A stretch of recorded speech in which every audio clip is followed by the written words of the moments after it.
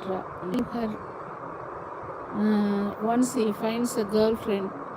ஆஹா, super, அருமையாக சொன்னான். அருமையாக சொன்னாங்க காடஸ் உண்மை. சரியா, எனக்கு மட்டும் ஒரு நல்ல கேர்ள் ஃப்ரெண்ட் கிடச்சிட்டாங்கன்னா அவன் காலேஜில் போகிற வரைக்கும் தான்.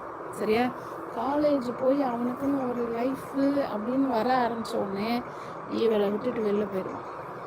சரியா, நான் என்ன சொல்கிறேன் பாருங்கள், இது சாபம்லாம் கிடையாது, ப்ராக்டிக்கலாக நடக்க போகிறது தான் நான் சொல்கிறேன்.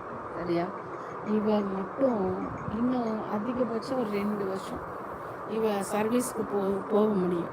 அதுக்கப்புறம் இவளுக்கு எல்லாம் தொங்கி போகுது. எவனும் இவள்கிட்ட கஸ்டமர் வரமாட்டான்.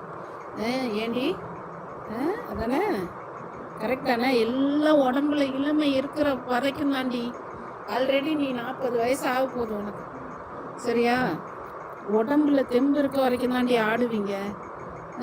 உடம்புல தெம்பு போனதுக்கப்புறம் என்ன பண்ணுவ? முன்னாடி பண்ணுவ மானங்கிட்டவளே. உடம்புல தெம்பு இருக்க வரைக்கும் தாண்டி உங்களை ஆட்டம் எல்லாம். அதுக்கப்புறம் உட்காந்து இருந்துட்டு நாளைக்கு அதுங்க வளர்ந்து அதுங்க லைஃப் அகத்துல சாதனா சொல்றா. பார்த்தீங்களா? சாதனா சொன்னாலே இந்த மாதிரி, ஏய் நீ வந்து வா, அதென்ன புர்கா போட்டுட்டு என் கூட வா, நீயும் நானும் சர்வீஸ்க்கு போகலாம் அப்படின்னு கூட்டாலாம்ல. இந்த மாதிரி எத்தனை பேரை கூப்பிட்டுருக்க? ஏண்டி பொறிக்க முடிய உன்கிட்ட வர கமெண்ட்ஸில் வர அத்தனை பேர் அதுக்கு தான் தங்கச்சி பாப்பான்னுக்கிட்டு இருக்கியா? அவளுங்களெல்லாம் இப்படி தான் கூப்பிட்டுட்டு சுற்றிக்கிட்டு இருக்கியா புர்கா போட்டுக்கிட்டு? ஓ, நீங்கள்லாம் சர்வீஸ்க்கு போகும்போது புர்கா போட்டுட்டு தான் போவீங்களோ?